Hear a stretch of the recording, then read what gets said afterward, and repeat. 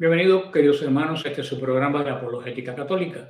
Mi nombre es Fran Morera y con Jorge Garzón en los controles vamos a continuar hoy el estudio de los profetas menores, en este caso el profeta Ageo. Pero como siempre nos ponemos en la presencia del Señor, en el nombre del Padre, del Hijo, del Espíritu Santo. Amén. Y oramos. Padre bueno, danos el don prometido del Espíritu Santo, que este venga sobre cada uno de nosotros y abra nuestro entendimiento, nuestro poder, nuestro corazón, todo a ti, Señor, para así poder construir el reino de Dios. Todo esto lo pedimos en nombre de Jesús el Señor. Amén. María, Madre de la Iglesia, ruega por nosotros. Pues hoy continuamos con este estudio, empezando con el profeta Ageo. Un profeta tiene solamente 2 capítulos. Yo he notado que a muchos hermanos que siguen este estudio desde el Génesis, como que no les ha llamado mucho la atención los profetas menores. Lo sé por la cantidad de personas que veo que entran o que no entran.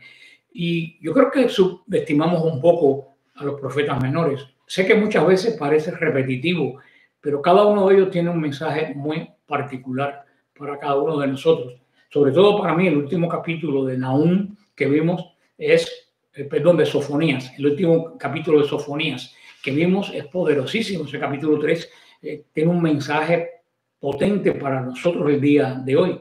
Y el profeta Ageo también.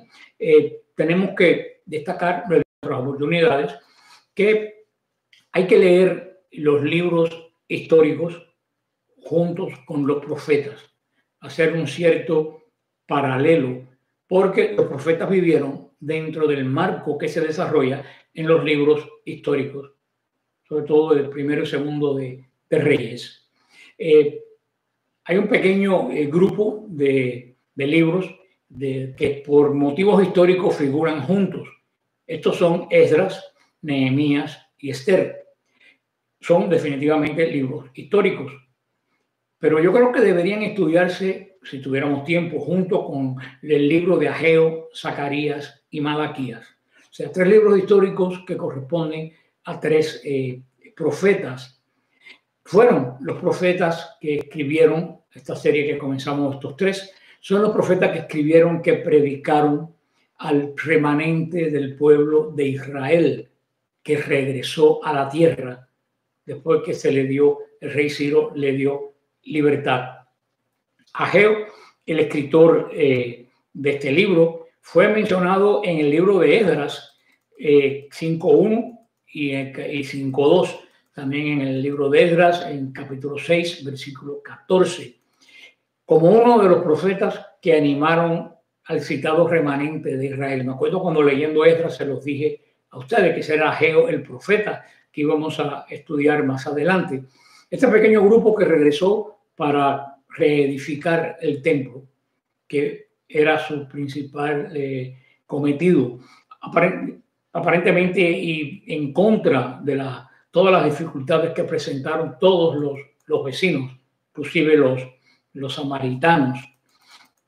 Ageo era un hombre humilde que el Señor, como a muchos otros profetas, lo exaltó, lo levantó. Ageo adoptó la misma actitud que Juan el Bautista. Él es el resumen de este último, cuando dijo, hablando del Señor Jesucristo, a él le toca crecer y a mí menguar. Así es el profeta Ageo.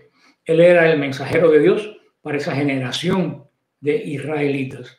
Y la palabra que él utiliza continuamente es: así ha dicho el Señor. Es lo que caracteriza su mensaje. Ageo no solamente reprendió al pueblo, sino también que lo alentó y lo estimuló de una forma bastante elocuente. Este profeta no solo predicó, sino que también llevó el mensaje de él a la práctica, un profeta de la práctica. Ahora vamos a considerar otro aspecto de la introducción de este libro. El tema de este libro fue el templo, la reconstrucción y restauración del templo de Salomón. Esa fue la pasión principal, pudiéramos decir, la pasión suprema de este profeta.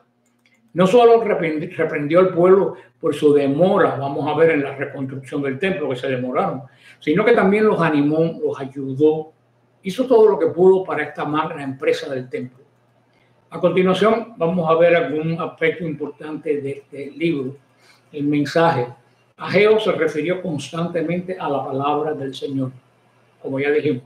Él toma la palabra del Señor como autoridad suprema. También, como dije, él se humilló voluntariamente para que el Señor fuera exaltado. El mensaje, también lo dije, de este profeta es eminentemente práctico. En este aspecto, la profecía de Ageo también y la epístola del apóstol Santiago tienen mucho en común. Ambos libros hacen recaer el énfasis sobre lo duro del trabajo cotidiano, de la vida que uno lleva continuamente, cuán dura es y cómo tenemos que sobrellevarla como cristianos. La actitud de no hacer nada tiene su origen en la maldad. Créanme, la maldad es quien hace que el hombre se paralice y no haga nada, por diferentes cuestiones, pudiéramos decir. Así que bajo ambos libros se fija Santiago y Ageo, se fija el modelo de actividad de un cristiano basándose en la vida real. De esta manera, el trabajo pasa a ser una cierta medida de la vida, igual que lo es la oración. El profeta Zacarías, que es un profeta contemporáneo de Ageo, se parecía mucho a un visionario que tenía la cabeza entre las nubes. Pero Ageo es pragmático. Ageo tenía ambos pies apoyados en la tierra, un hombre de la tierra. Sin embargo, nos damos cuenta que el hombre de acción y el hombre soñador, Ageo y Zacarías, tenían que caminar juntos al mismo tiempo, cada uno con su mensaje. Sobre este libro habría que colocar las palabras que dice la primera carta del apóstol San Pablo a los Corintios, 15:58, que dice: así que, hermanos míos amados, estad firmes y constantes, creciendo en la obra del Señor siempre, sabiendo que vuestro trabajo en el Señor no es en vano. A continuación, vamos a considerar esta obra desde algunos puntos de vista muy someros, generales. Vamos a resaltar, pues, algunos, leyendo ya este libro. Y por eso vamos a ver el capítulo 1, versículo 1 del profeta Ageo. En nombre del Padre, del Hijo y del Espíritu Santo. Amén. Que dice así: el año segundo del rey Darío, el día primero del sexto mes, la palabra del Señor fue dirigida por medio del profeta Ageo a Zorobabel, hijo de Sealtiel, gobernador de Judá, y a Josué, hijo de Josadac, sumo sacerdote, diciéndoles: en el año segundo del rey Darío. Vemos que siempre las profecías nos dan datos históricos, datos cronológicos, datos basados en la historia, con gentes que existieron. Nos dice: en esta época, data del día, se levantó este profeta. No es un libro inventado. La Biblia está encarnada en su marco histórico. Y la profecía de Ageo da varios puntos cronológicos. Aquí aprendemos que la profecía comenzó en septiembre del 520 antes de Cristo. Esto convierte al libro de Ageo en el primer profeta menor posterior al exilio babilónico. Esa es la importancia que tiene.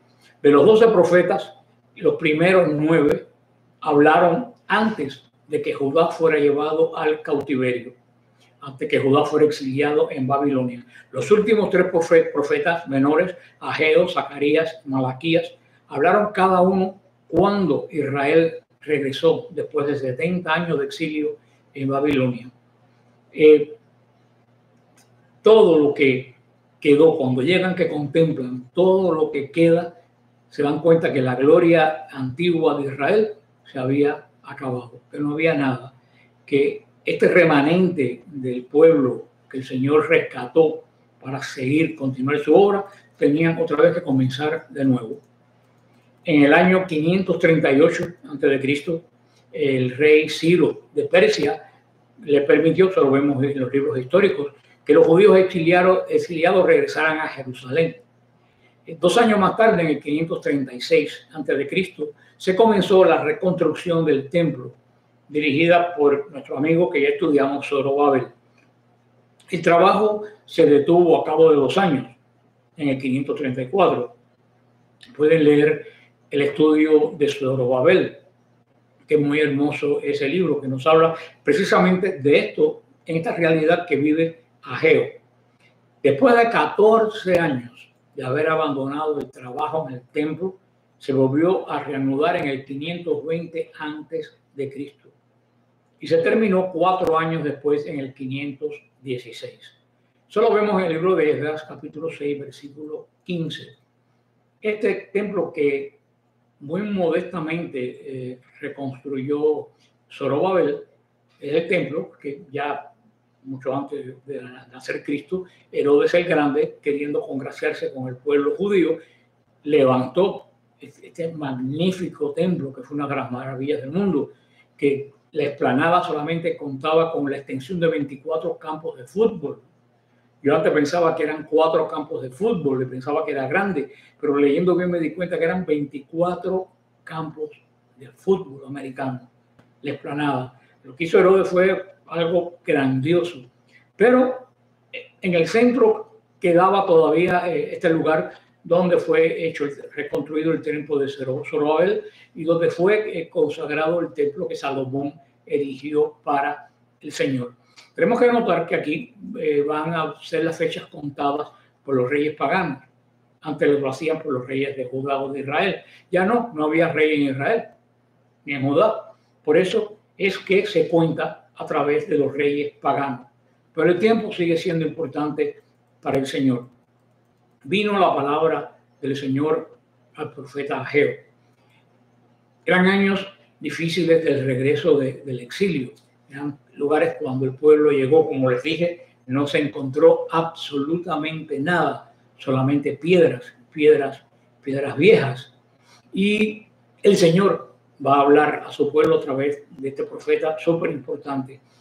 El nombre de Ageo es probablemente una forma abreviada de la frase fiesta de Yahvé, lo cual algunos especialistas creen que nació un día de una de las fiestas importantes del pueblo de Israel.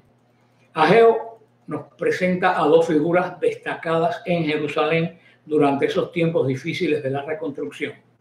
Zorobabel, que era el gobernador de Jerusalén y descendiente del último gobernante legítimo de Judá, descendiente nada más y nada menos que de Joconías, y Josué, que era el sumo sacerdote en esos tiempos.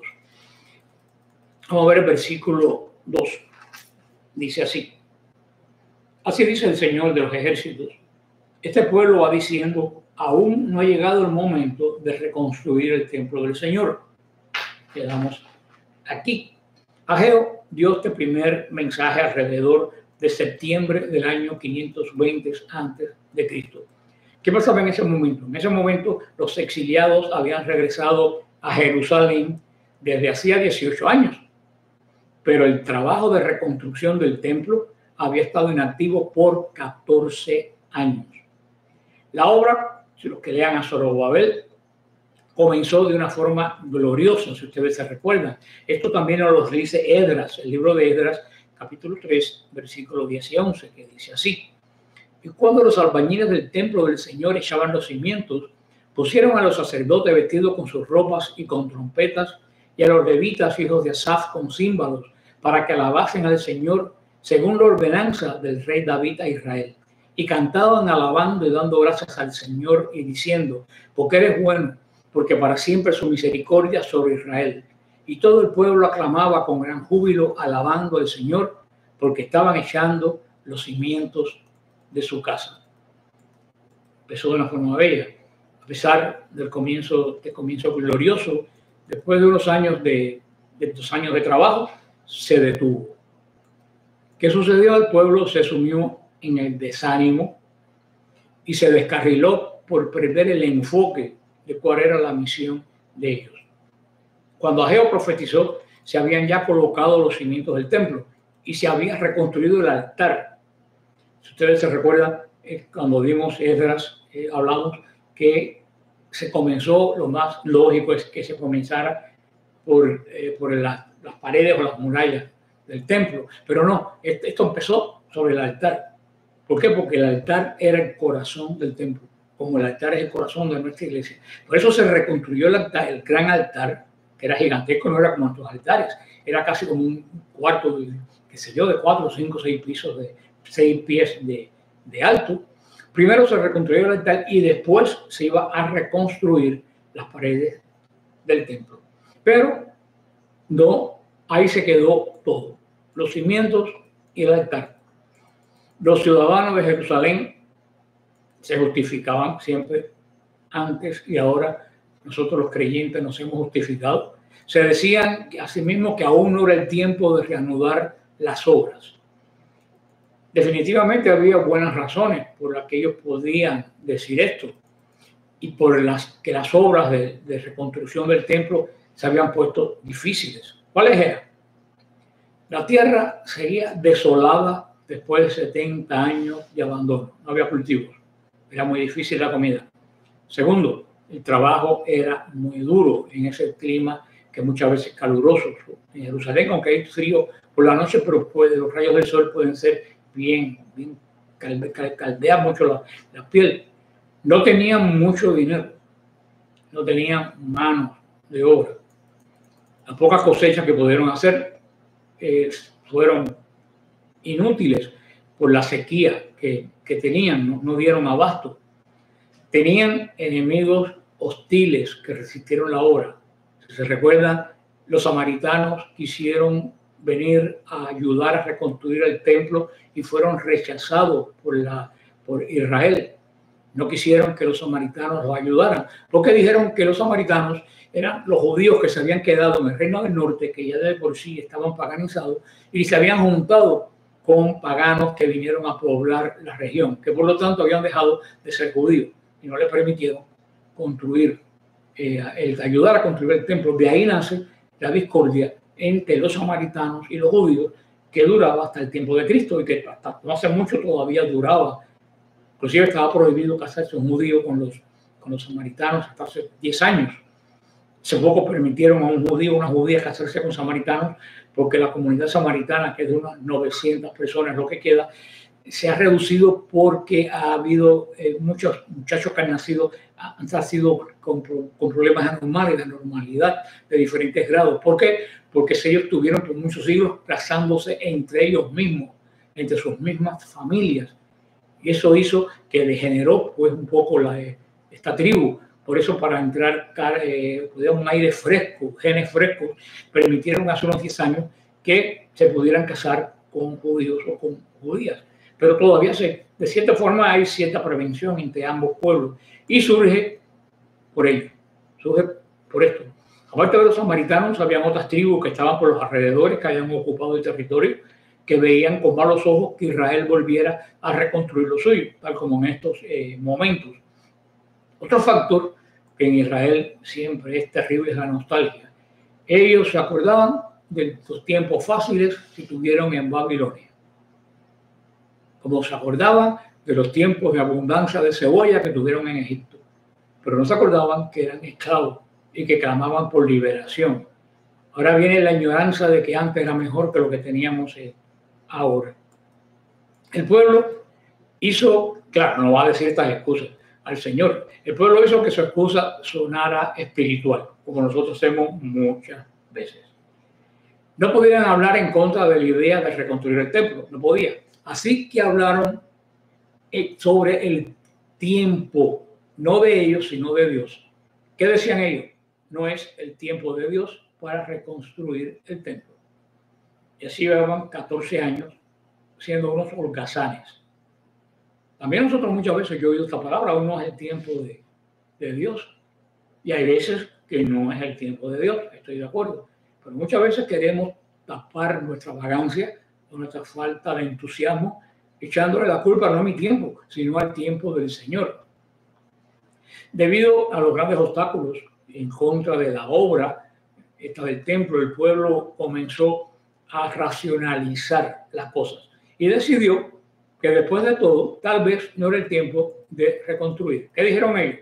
Si es tan difícil, evidentemente Dios no quiere que lo hagamos, al menos por ahora.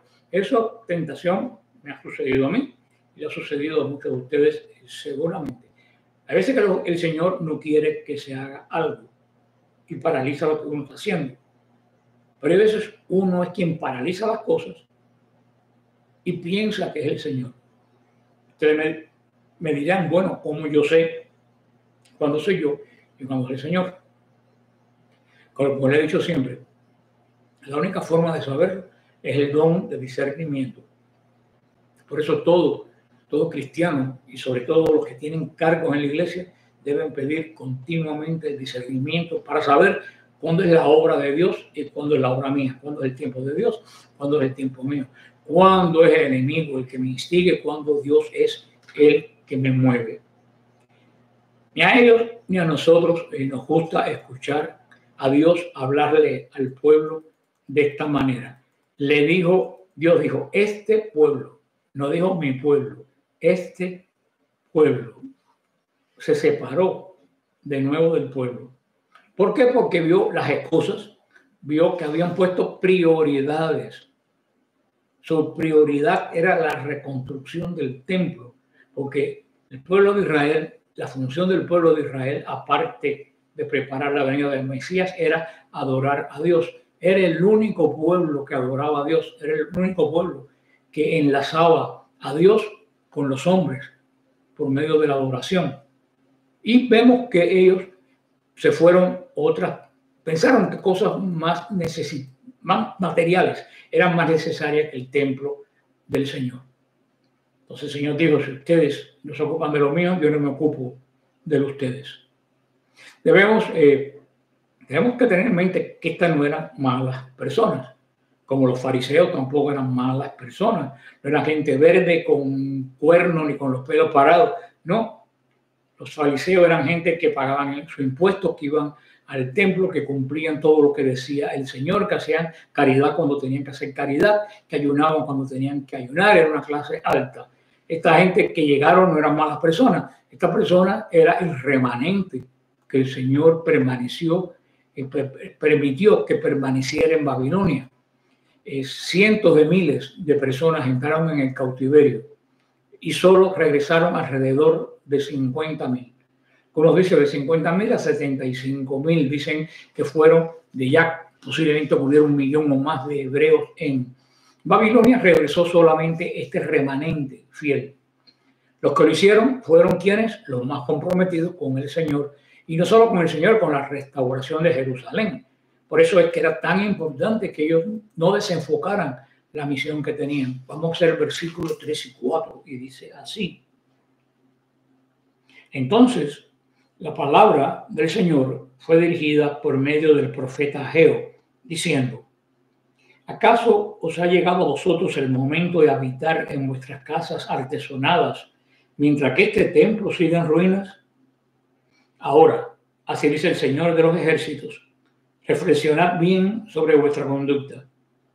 Sembrasteis mucho y habéis recogido poco.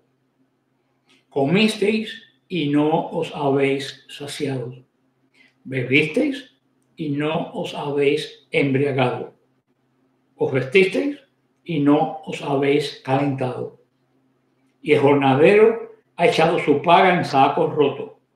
Así dice el Señor. Vemos cómo el Señor está hablando al pueblo sobre las consecuencias de estas cosas, de esto que ha sucedido por poner ellos la prioridad donde no iba, la pusieron en ellos.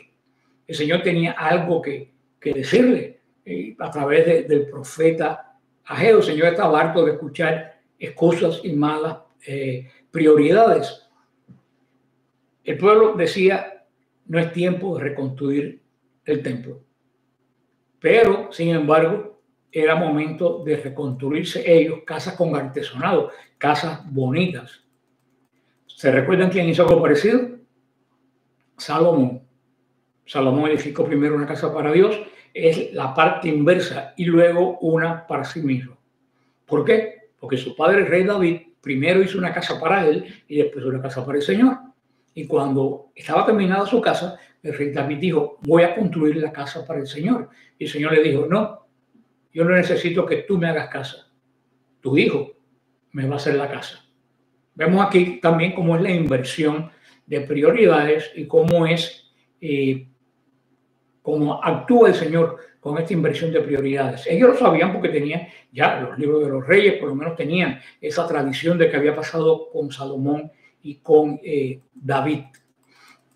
¿Qué es lo que le dice? Ustedes le dice cosas que a nosotros también nos puede ayudar hoy en día. Le dice, el gran problema no es que ellos vivan en casas bonitas, sino que vivieran con una tremenda comunidad, con un tremendo lujo, mientras la casa de Dios estaba totalmente desierta, siendo su prioridad, como dijimos, la adoración. ¿Cuál era el problema? Simplemente prioridades mal ordenadas, como las podemos tener tú y yo. Por eso digo que el hombre es el mismo hace 3000 años que hoy. Solamente cambia la ropa, la cultura y la tecnología, pero el hombre dentro de sí sigue siendo exactamente, no cambia porque es imagen de Dios, que muchas veces está más domada por la carne que por el Espíritu de Dios. Estaban satisfechos con dejar que la causa y la casa del Señor, son ambas al mismo tiempo, sufrieran a expensas de sus comodidades. Cuando en cambio no deberían de haber sentido descanso hasta que la obra, hasta que el mandato de Dios hubiera sido concluido y la casa de Dios fuera verdaderamente próspera. Ellos deberían haber estado dispuestos a sacrificarse por la obra de Dios, como estaban dispuestos a sacrificarse por su comodidad y por su lujo personal. Es fácil ver cómo sucedió esto durante 14 años. Al principio la obra se detiene porque es muy difícil y algún obstáculo en la construcción impedía avanzar. ¿Qué es lo que dicen? No podemos hacer mucho en el templo y estoy cansado de vivir así, esto es un desastre. Es hora de empezar de ocuparme de mis cosas, de remodelar mi casa y la de mi familia. Segundo, Dios me está diciendo que preste atención a las cosas en el hogar. El hogar en este caso es lo primero. En el caso de ellos decían. Otros decían, yo daría más dinero para la construcción del templo, pero como estoy renovando la casa ahora no puedo. Cuando termine lo daré.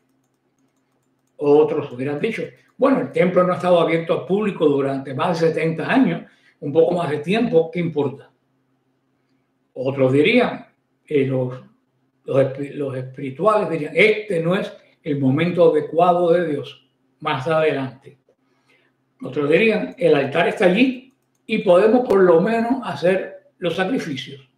Y con esos sacrificios que estamos haciendo, nos lo estamos arreglando. Queridos hermanos, excusas familiares a nosotros en el día de hoy. Pero tal como Dios nos ve en el día de hoy, en la realidad Dios veía a través del profeta Ageo todas estas excusas que nosotros seguimos repitiendo después de 3000 años. El Ageo profeta fue como un despertador. Un despertador cuando tú estás cansado, no tienes ganas de levantarte y suena inoportuno, pero necesario.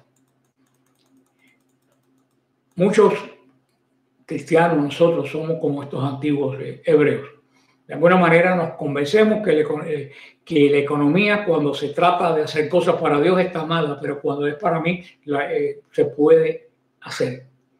Me acuerdo que Monseñor Román, cuando estaba aquí de rector de la ermita de la Caridad, decía, yo no creo en la persona que viene y me dice, ay, Monseñor, si yo me sacara la lotería, yo voy a dar dinero para hacer un muelle aquí atrás y que la Virgen cuando saque en procesión pueda el barco atracar en el muelle. Monseñor Román decía, si tú no me das ahora $5, cuando tú tengas 1 millón, más nunca te veo.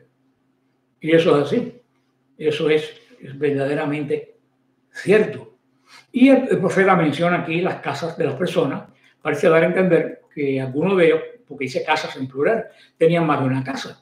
Una casa de campo, a lo mejor una casa de ciudad, ya estaban haciendo cosechas, mientras la casa de Dios estaba devastada. Por lo tanto, ponían sus riquezas en ellos, no en quien le había dado la libertad y quien le había dado esas riquezas. Por eso nos dice, tanto se deben a sí mismos y tampoco se deben a Dios. Vamos a ver ahora el Señor, que ya se los leí, le dice una serie de meditaciones para que ellos se dieran cuenta de la realidad que ellos están viviendo. ¿Y qué les dice? Hace una figura retórica hebrea. Para esta frase, como decir, pon tu corazón en tu camino, pon tu corazón en lo que tú tienes que hacer. Y Ageo le pide al pueblo de Dios que considere en qué dirección ellos dirigen su vida y que si querían seguir de esa forma. Por eso es que le dice, ustedes siembran mucho y recogen poco. Se están matando sembrando y lo que recogen no es comparación con lo que siembran. La causa de sus dificultades financieras, ¿cuál era? Sus prioridades equivocadas. Sufrieron revés tras revés con la cosecha porque la bendición de Dios no estaba en su bolsillo, estaba en el templo. Como me acuerdo que Santo le dijo el Señor, te ocupas de lo mío, que yo me ocupo de lo tuyo. Y créame, hermano, que toda mi vida yo me he dado cuenta que cuando tú te ocupas de las cosas de Dios, Él se ocupa de la tuya. Como decía la gran Santa Teresa de Ávila, a quien Dios tiene, nada le falta. Eso ha sido una constante en mi vida. Ageo describe una doble maldición. En lugar de mucho, se cosechó poco. Y lo poco que se traía a casa se perdía sin hacer ningún bien. Por eso dice que recibe su jornal, los jornaleros, en saco roto. No conozco ningún pasaje de la Biblia que describa mejor una actividad activa, una redundancia, una actividad frenética, pero ineficaz. ¿Cómo vivimos hoy en día nosotros? En una actividad frenética. Y mucha de nuestra actividad frenética, ¿qué cosa es lo que nos da? Absolutamente nada. Es una actividad ineficaz. Porque nosotros, como esta gente, estamos poniendo nuestras prioridades en el lugar equivocado. Estos juicios fueron cumplimiento de las promesas que Dios hizo cientos de años antes a Moisés en Deuteronomio 11, del 16 al 17. El pueblo de Israel estaba siendo juzgado y ni siquiera lo sabían. Probablemente lo descartaron esto como una mala suerte. Que yo soy Tauro, que sé yo, tengo mala suerte. O que si no, estos tiempos económicos son malos, por eso es que me va. Nunca se dan cuenta, porque la persona espiritual tiene su misión, sus ojos puestos en Dios, pero la persona carnal, en este caso ellos, tenían su visión puesta en el bolsillo. Tenían que mirar para abajo, no podían mirar cuál era el designio de Dios. Y por eso no se dan cuenta que Dios está tratando de decirles algo. Queridos hermanos, a veces nuestras prioridades están fuera de orden totalmente y parece que no sufrimos dificultades financieras. Vemos que a lo mejor no hay dificultades, pero nada acaba de cuajar. Yo creo que en esos momentos nunca debemos asumir la misericordia de Dios siempre. Debemos reordenar nuestra vida, nuestras prioridades. Hay una misericordia de Dios mal entendida. Y repito el dicho que yo siempre digo, que no está en Proverbios, pero que es exacto. Dios no cría vagos. Grábate eso en la cabeza. Dios no es Dios de vagos. También le dice, él sigue diciendo, ustedes beben y no quedan satisfechos. Ni siquiera se emborrachan, si es que quieren hacer para eso. ¿Qué es lo que quiere decir con esto? Si nuestras prioridades están equivocadas, hermano, nada nos va a satisfacer. Cada logro que logremos, valga la redundancia, revela siempre que hay algo más que tenemos que hacer para satisfacerlo.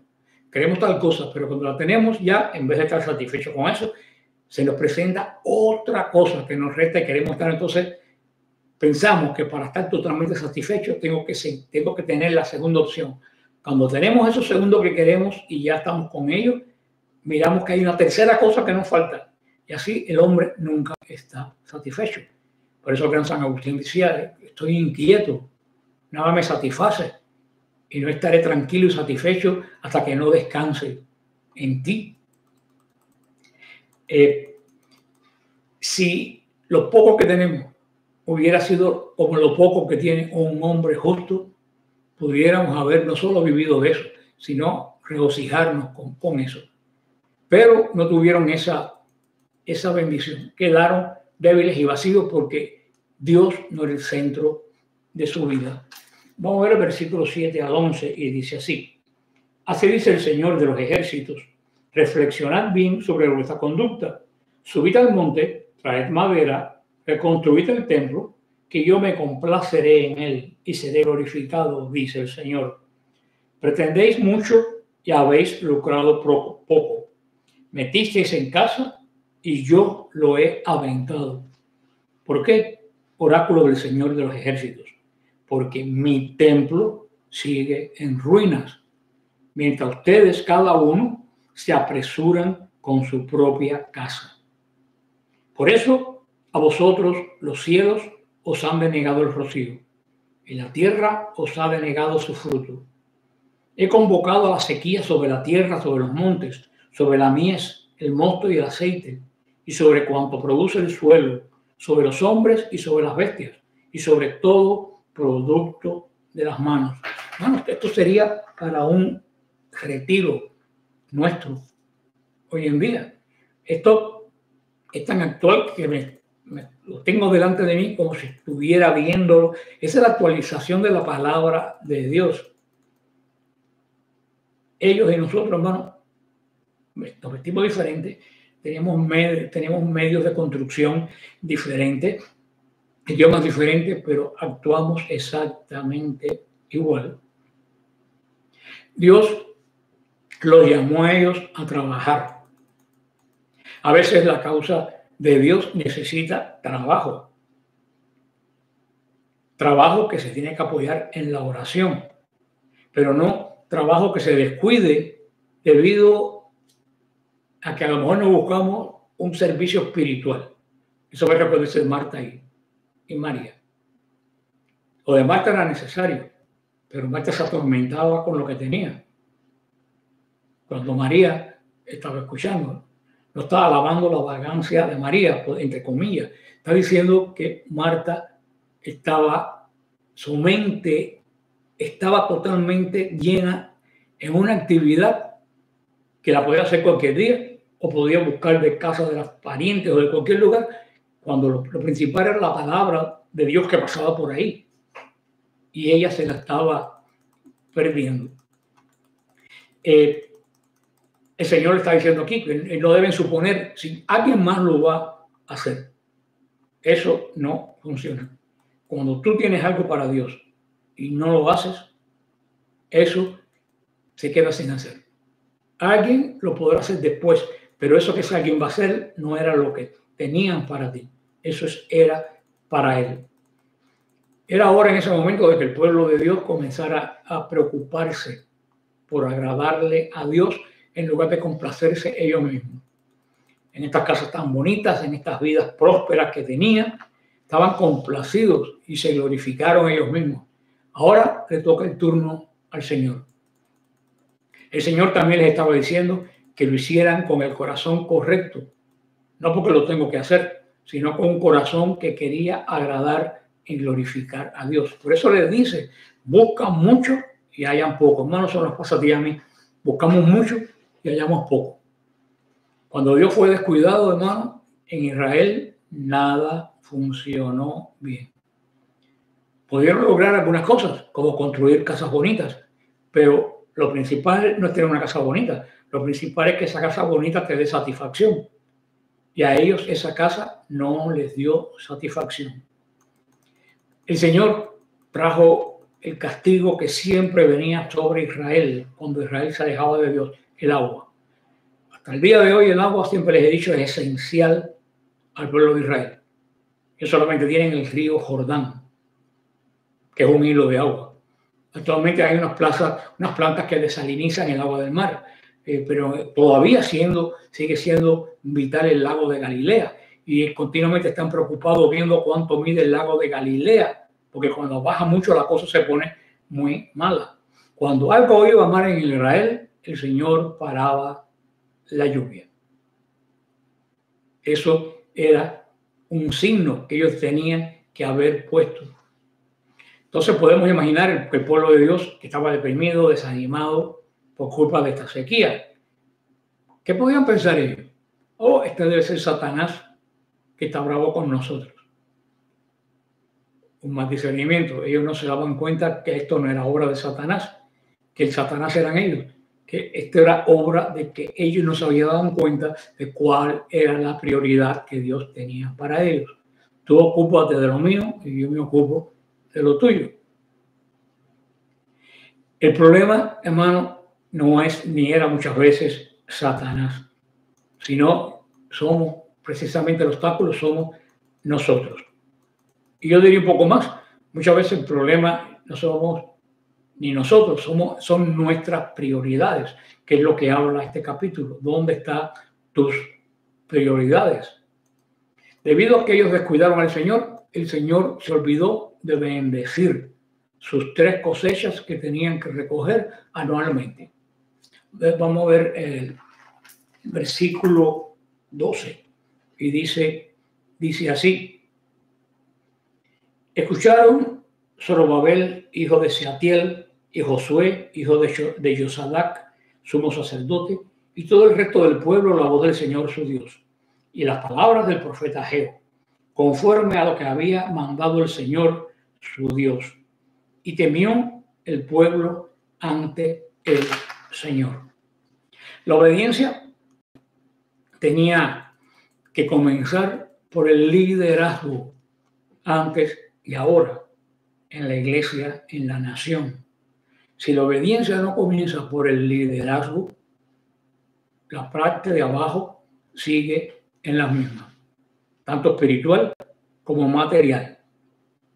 Este no fue un sermón que Ageo dio para el pueblo, sino que lo dio también para las esferas más altas, el sacerdote y el líder principal, ya que no había rey en ese momento, que era Zorobabel. La voz de Dios fue expresada a través de las palabras del profeta Ageo. Y este es el principio de la inspiración de la Escritura, podemos decir de la Escritura en acción. Dios habla literalmente, pero a través de la palabra de un hombre. Eso es lo que es la profecía. No tiene que ser anuncio del futuro. ¿Por qué podemos decir? Porque la palabra de Dios no se distingue de la palabra del profeta. Un verdadero profeta no añade nada propio a lo que da el Señor. Al señalar ambas cosas, Ageo distingue entre el autor de la verdad y el mensajero de la verdad. La palabra viene de Dios, yo soy quien la transmito. El gran respeto por Ageo se basaba en su oficio de profeta y la comisión que estaba seguro que Dios le había dado. El temor de Ageo, a Dios, provocó obediencia. Esto era más que respeto básico, lo que tenía era no un respeto normal como tú y yo a las personas mayores, era el reconocimiento de que Dios es un juez que nos trata con toda justicia. Nos da lo que nos tiene que dar y nos quita lo que nos tiene que quitar, si es para la conveniencia de la salvación y de nuestra alma. Ahora el versículo 13 y 15, y dice así: entonces Ageo, el mensajero del Señor, le dijo al pueblo por mandato del Señor: yo estoy con vosotros, oráculo del Señor. Y el Señor enardeció el espíritu de Zorobabel, hijo de Sealtiel, gobernador de Judá, y el espíritu de Josué, hijo de Josadac, sumo sacerdote, y el espíritu de todo el resto del pueblo. Y fueron y se pusieron a la obra en el templo del Señor de los ejércitos, su Dios. Era el día 24 del 6º mes, el año 2 del rey Darío. Qué interesante. El día 24 del 6º mes. Muy parecido a la encarnación del Señor. A los 6 meses fue enviado el ángel de Dios a María. Solo que el ángel habló el 25, aquí estamos hablando del 24. Comienza una obra un día antes que en María comienza la gran obra de la encarnación de Dios. En ellos un templo de madera, en María un templo de carne. Hermosa comparación. El Señor le dice que Él está ahí no para derrotarlos, sino para animarlos, no para desorientarlos, sino para fortalecerlos. El Señor siempre nos da poder, siempre nos alienta a hacer lo que Él manda. A que Él manda, Él capacita. Créeme, Él no manda a nadie que Él no haya capacitado. Esto hizo un gran despertar en el espíritu. Sobre todo empezó por los dirigentes, por el liderazgo. Zorobabel y Josué, cuando el pueblo vio a sus principales que estaban llenos ya del deseo de terminar la obra de Dios, ellos también se animaron. El despertar del espíritu no vino y se fue, como una experiencia espiritual que hoy la tienes y mañana no está. El despertar del espíritu en este momento floreció como el despertar de una gran obra que fue terminada en el momento de Dios, porque esa era la obra que Dios le había mandado desde el comienzo. Ojalá este capítulo te sirva de retiro espiritual o de reflexión como a mí. Es un gran capítulo que te animo a que lo compartas con otras personas que tú conoces, porque estoy seguro que hay un mensaje para muchas personas. Que el Señor te bendiga, te guarde y te mantenga sobre la roca. Aquí está la promesa de que las puertas del infierno no prevalecerán. Amén.